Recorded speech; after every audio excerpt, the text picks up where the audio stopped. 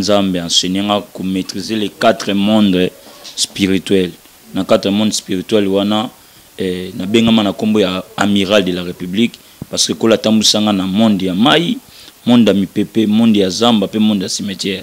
Na maîtriser yango pe comment ko détecter l'esprit, pe comment au l'exemple na délivrance, ya ko ba ko pesa biso ba révélation sur les 4 mondes spirituels. Ndeni na komisa mutu na kati ya mai o ba sirène bakangi ndeni mutu oka boyena ba mari de nuit, femme de nuit matate. Yango mona bato belé azalaki célibataire baneko santé mais tant abali mabote sani et kangami renverser pouvoir nyonso négative oza ko compliquer vie na yo. Yo botaka te makamne tambola te nzamba za makoka ko fungola yango basi o babotaka te l'homme to beta zozo ko basi o babotaka te omona mwasa zo bota te mobala zo bota te eza bazana ba esprit nini wana eza monde alliance ni démon nini wana o azala na kati na ba mission na biso to beta toujours sur la spiritualité. L'homme de Dieu c'est quoi par rapport ya mboka na biso il y a to beta le solo o itali jeunesse to moni to ya kindumba eza fort na kati ya mboka na biso to ya ki moni lelo ba jeune garçon ba komi ko sala ki PD lelo ba jeune garçon ya mboka na biso ba komi ko sala ba salito mona moi mbala koma double sim moi ça komi lesbienne et puis ba jeune bazo souffrir trop ya na kati ya mboka na biso ko par là toza lié kaka na cause ni ba cause familiale to cause ya mboka moko président mo sacrifier mboka to ndenge.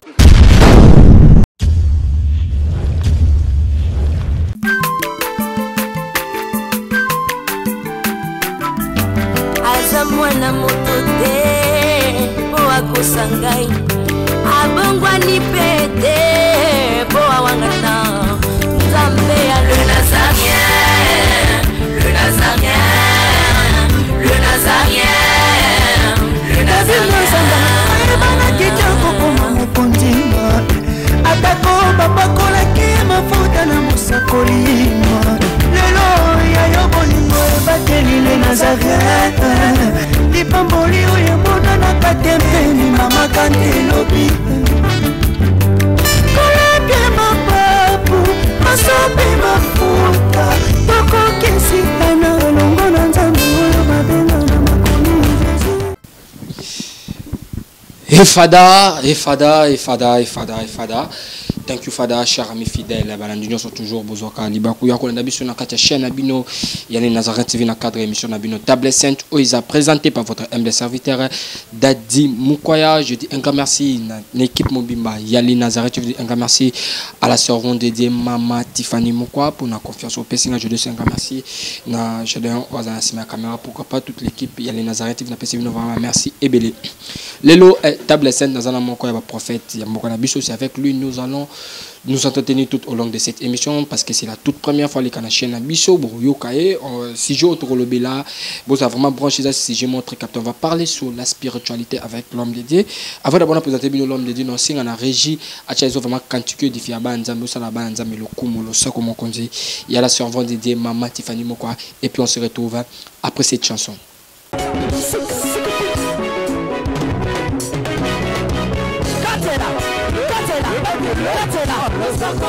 Allez, Katela,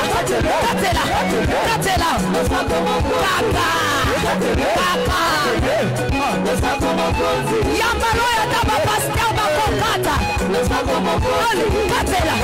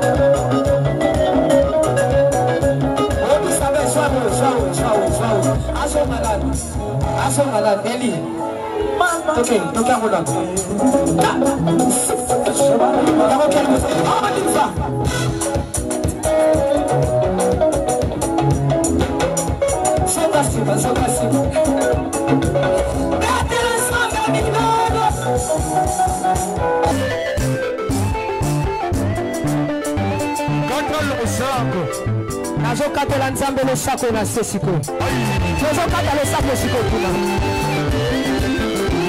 Nalingi na katela nzambe le sako.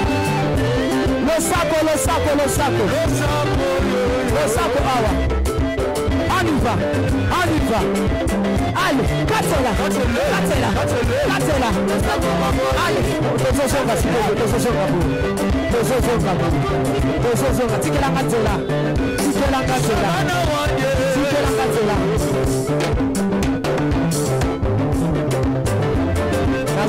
S'il vous plaît,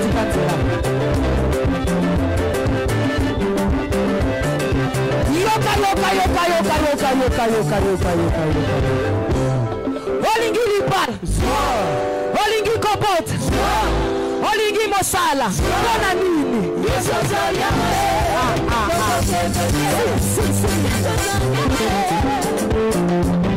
Voilà, on a biché seul plaisir, on a Philomène Moukoya, Motema, ya Bivens, de un depuis on sait sous plaisir celui qu'on appelle 3 fois boss, Jack Pro depuis France, on a biché vraiment le soir comme on dit, et salut vraiment plaisir, non, c'est un haut, c'est ma caméra fond, la caméra pour nous invité dans mon bonjour l'homme de Dieu. Bonjour papa journaliste, shalom nabana nzambe nyoso ba merve, nzamba pambola bino, bolamo nzambe ekota na ba famille na bino. Merci vraiment l'homme de Dieu. Babi, toute chose commence par la prière. On ne peut pas commencer cette émission chrétienne avec les chaînes chrétiennes. Moi, prière, moi, quelques minutes par rapport à abonner en ce moment. Seigneur, te pèse merci pour la grâce au Salibiso, que tout le monde a des téléspectateurs partout dans le monde. Dans 5 mois, mon santos en contrôle.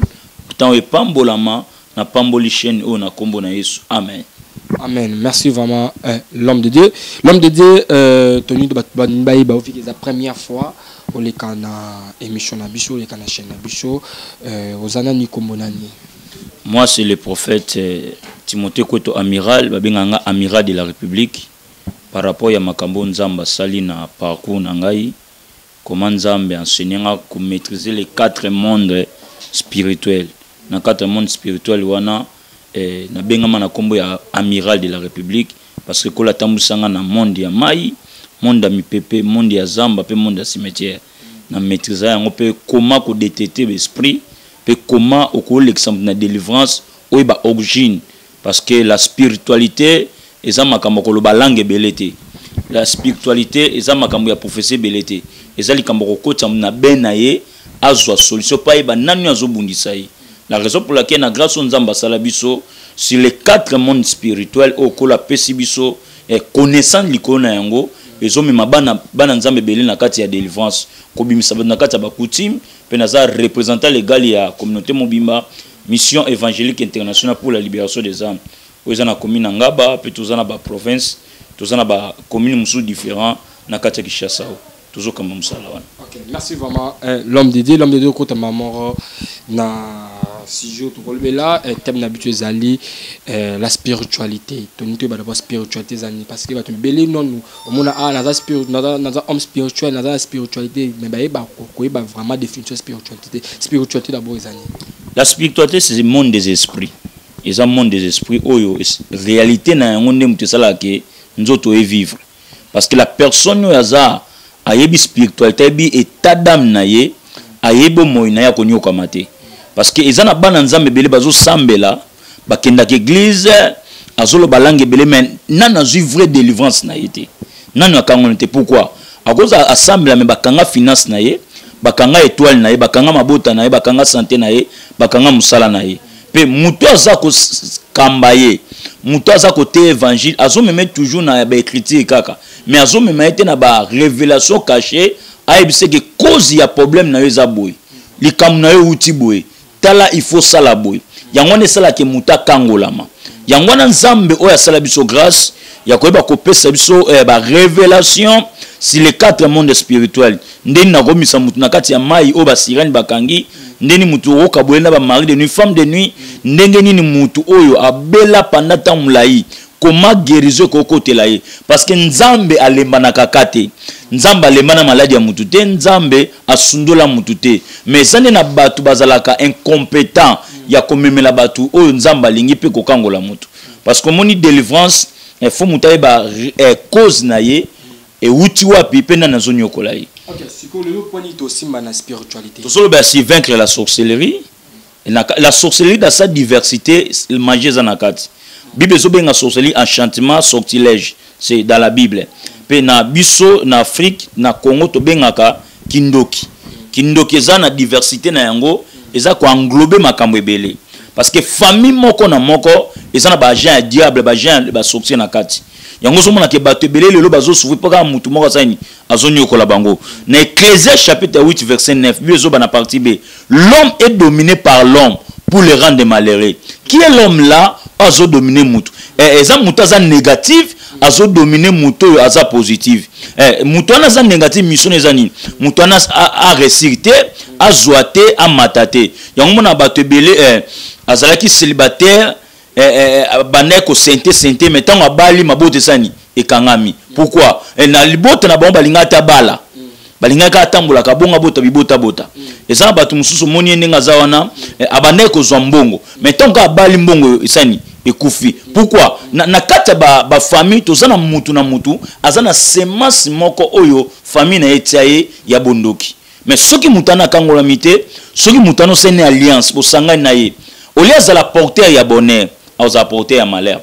Yango na baso bi nazalaka bien, mais tant kana bali makambo ngesani ezo simbate. Nazalaki bien, tant kana komana muninga oyo makambo ngeze simbate. Pourquoi? La personne là o ayepa na yo azana ba mauvais sort, azana malédiction, azana makambo abesani eko affecter yo. Mais ce que vous voyez, bandé que non mutu aza pembe nanga azana ba lien, azana ba bénédiction et affecter ngapone ba que non mutu na nae depuis nazali mamnanga e marcheté. Ce que net bato bongo fo ba benga prophète to orienté bango parce que ya koyeba te.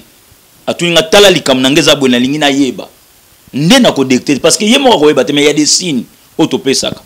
Ba signe wana nde ko sala ke okoyeba ke mutu anaza bongo mais yomo koyeba ko détecter ngote. Okoyeba nga prophète nazana mutu kombo tel. La tango tanga kombo le dieu de l'esprit oya orientanga na kopesa ba détail pe na koyebisa o kabwa na eto zala na ye to faut aller kana délivrance. C'est ça. Donc il y a raison pour laquelle yango zoma ke bato ebele bazo souffrir. La spiritualité ça va mener l'église. Pasteur ozabanga nzamba sala ke tambola na maloba nzamba église ekolate. Pourquoi? Na kati na sentir na il y a des sorciers, il y a des gens qui sont négatifs. Parce que na domaine la sorcellerie mwana akoli à papa akoli à mwana. Le domaine la spiritualité ozoba mwana akoli à papa akoli à mwana. Wa wale zaka na tonga bakala ndi to bandomo na biloko na mende ndenge monde évolué monde des esprits pesa monde évolué kasi monde bakisa makambo ebele ya mabeti. Baliaka isute. Baliaka te nani babiki bana balia sute ba papa balia sute. À l'époque ndenge ni tisiko bato zokufa. Eza baliwa bato ebele za maboko ya bato. Mutu omona ke makamna ye mutu moko mutakanga yango. Na ye biso sur le plan ya ba mariage. Bana base bele bazaki bien na mobali na mais tant ka ba ko pesa dot ba balani lokola ba mamba famille ba kaboli biloko bien te. Na libala kuna mutazo bota te, mutazo zoate aza ko evoluer te. Pourquoi? Kaka bato ba kaboli biloko bien te. Au fois savon rouge, ba pese savon noir, asiliki akangeli mutu motema. Mutazo souvi pone eloko mo muke. Spiritualité c'est eloko mo muke ko négligent mais eza base oza ko kanga bato ebele. Na spiritualité ba ko yiba étoile.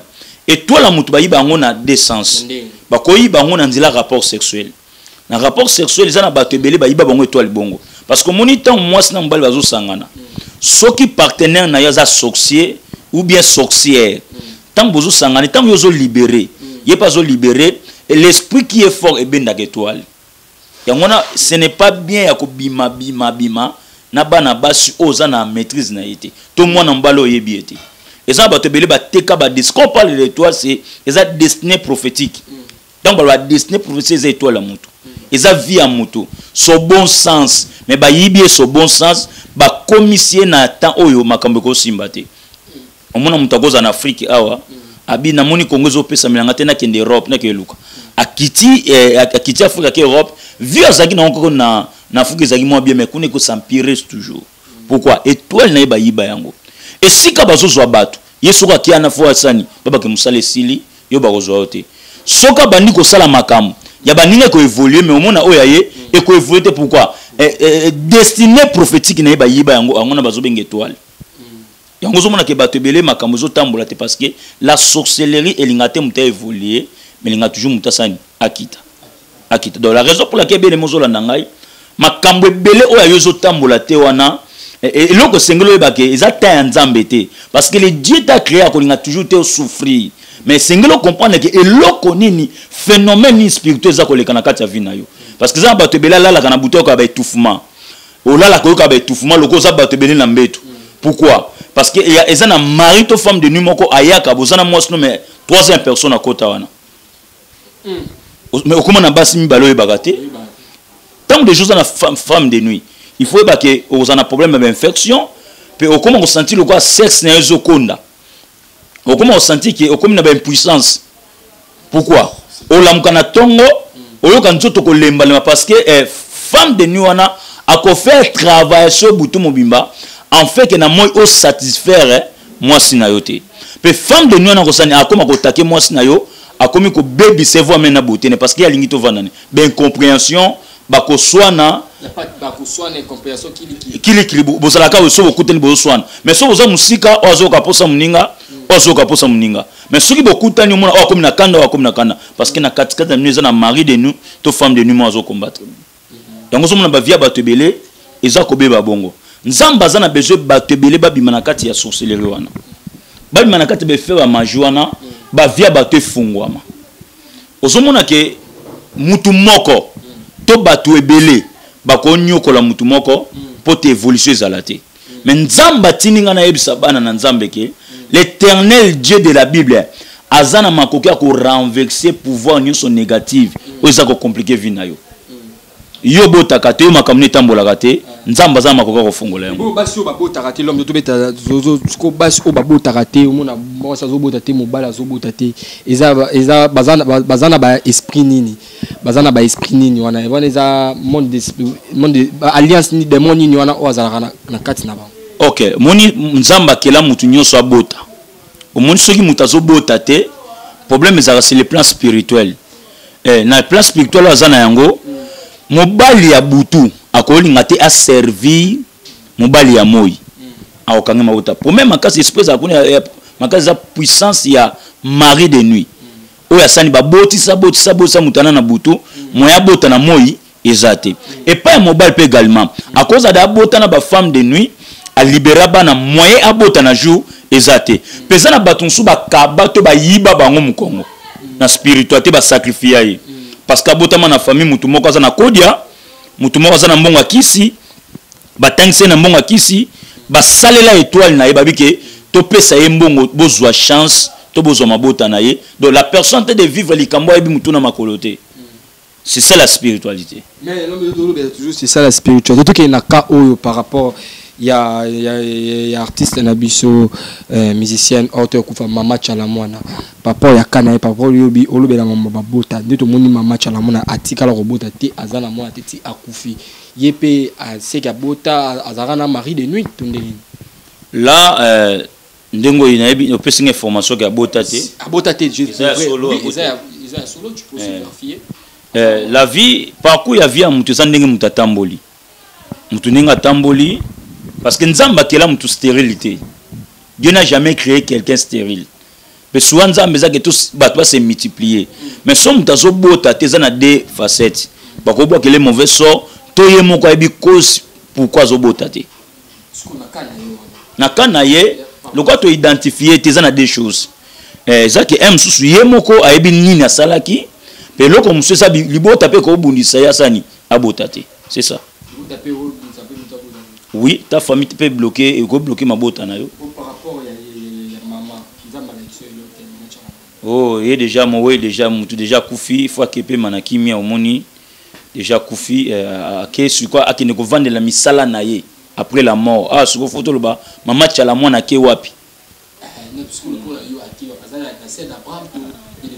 Maman tchala mwana akovanda likola misala na ye. La soka na suka abongola ki motema akovanda na se ya Abraham soki ke asalaki mutaza musika ya Yesu akozana lié de tourment molimo ne kozana kimia te omona molimo ne kozala agité emso omona ke emso o na lotaki na salaki boy parce que na lié de tourment mutaza esprit ya mutaza na repoté yango na bana na nzambe tango zana bon moy lo lembe ozana yango faut ba après la mort ezana vie musuto ozana yango vie wana eza différent na vie otoza na yango ata babenga yo grand prêtre babenga yo ngane na l'équipe onga numéro 1 wana soko selango bien te ana mokili après la mort ekoyeba ko futa yo na mabeto na malamu yango so mona ke bana nza il faut afungola mitima ko yamba Yesu comme Seigneur et Sauveur tangu nano za makasi tangu nano zo tambola yekola ko banga nzambe yekola ko tshama lo bana nzambe en pratique en fait que vie na yo obongisa après kufa na yo oyeba ko vanda liko ya misala na yo parce que ça ba te belé ba ko payer ba salaire na bango après la mort akokufa par exemple au sala ki magie ozaki na kato kitisme ozaki ndoki ozaki msama olia batu pe batu wana o sacrifier makila na bango parce que dans le monde musical pour misia boma mutu c'est facile pour ateka étoile mutu c'est facile parce que ça a besoin de succès batu azoluka wana après la mort moko na moko ofuta misala na yango. Mais l'homme de Dieu toujours on a émission la biso toujours sur la spiritualité. L'homme de Dieu c'est quoi par rapport à mboka na biso il y a tout le solo ou Italie jeunesse tomoni to ya kindumba eza fort na kati ya mboka na biso to ya ki moni lelo ba jeune garçon ba komi ko sala ki PD lelo ba jeune garçon na mboka na biso ba komi ko sala ba salito mona moi mbala koma double sim moi ça komi lesbienne et puis ba jeune bazo souffrir trop ya na kati ya mboka na biso ko par là toza lié kaka na cause ni ba cause familiale to cause ya mboka moko président mo sacrifier mboka to ndenge ni l'homme. Sur le plan spirituel ya Congo est un pays moko béni. J'aime beaucoup mon pays. C'est un pays moko est béni. Mais le problème est que na Congo est moko. Au moni ba président mingi ba l'équipe ba yaki na ba spiritualité na bango. Monswa ba ki na ko sala nyonso po Congo ekabonate. A kota zwa drapeau kena nango na ba pays belé ba sala ba cérémonie. Mais na kati ya makambo wana nyonso le pays est béni. Le pays est béni, mais au senga ombre o ya molili o yezipa yango elongwa ozomona ki initiative o président Zwaki ya ko sangisa ba église ki ko samba na stade ko kaba mboka epa ya nzambe eloko wana ekoza ka suka wana te mais eloko wana faut sama de temps en temps eloko ko saka Kongo pambolama ezaka prière nde ko fongola pe ekolongola mauvais sort nyos o ezana kati ya mboka o pe makambo ko eba ko tambola malamu. Les gens qui ont prié des nations, président na ba église ba sangani quelque soit église soki kombonini ko sangana est censé tout présenter Congo pa nzambe nzamba ko ba kofungola moko. Et ça ka bongo te prière za mon côté prière faut ça sans cesse. Faut ko sambela ka pona mbo. Yo ka steka nde sami wana esili. Délivrance za ka passe. Mon délivrance so ba to lukaka. Eza eloko moko faut sala mamalam po mutakangola. Tant ba délivrance na intégralité na yango faut mutakangola yango mona mutu suso bakangole bien te akoloba ke pasteur anaza na ngwete parce que pasteur wana to prophète wana a détecté esprit na yote est-ce que par rapport ya ba ka o ya ba jeune o comme la biso ba jeune ba influencer na katokitisme ba PD ba lesbienne il y a des choses il y a des gens o ya diable tient na terrain naza ko influencer batu abiso ko mi PD o koma na mbongo so ko mi lesbienne o koma na mbongo et ça batu so eza na c'est envoûtement la sorcellerie ndezo sala batu ebele bongo azando kalobina ko ma PD pona bebisa bana mibali mususu akomi lesbienne pour abebisa bana basi mususu donc soko moni PD lesbienne ce sont des sorciers et des sorcières baza bando kaza mutu te oyo okozwa ta 1 minute tikele mwana na yo to 2 secondes tikele mwana na yo to mobile na yo akobebisa ye pour makambo ko sala ye ensuyo no sala yango te baza dangereux comme on a PD lesbienne pembe na yo okoki jamais ko tikele bonga ta 30 secondes parce que baza misala ebele mabe. OK, merci vraiment l'homme de Dieu to komi usuka na suka émission na biso monde la fait cause anini par rapport ya mamu le beli munozo azana kawana abako ko contacter on l'homme de Dieu. Et loko lingina sabana na nzambe que Jésus-Christ est la lumière.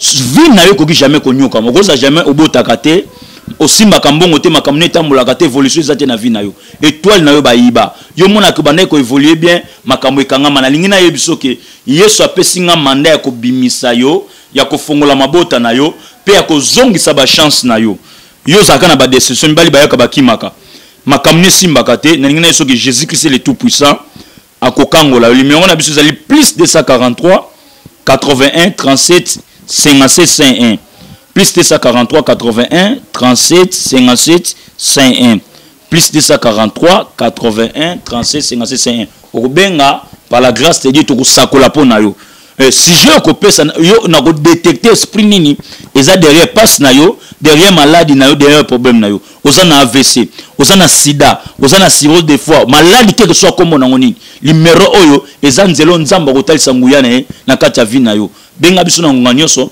to ko samba pe to ko sakola pona yo. Ok, merci vraiment, chers amis fidèles. Nous sommes arrivés à la fin de notre émission. C'était votre humble serviteur Dadi Mukwaya. Je dis un grand merci à mon PDG, la servante de Dieu, Mamat Fanny Mukwaya. Je dis un grand merci à Joe MK.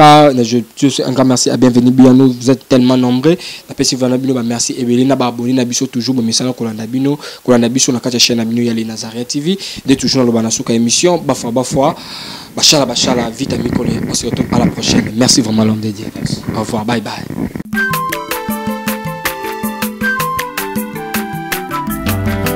Mwana moto te po akosangai abongwani pete po awangana nzambe ya le Nazarien.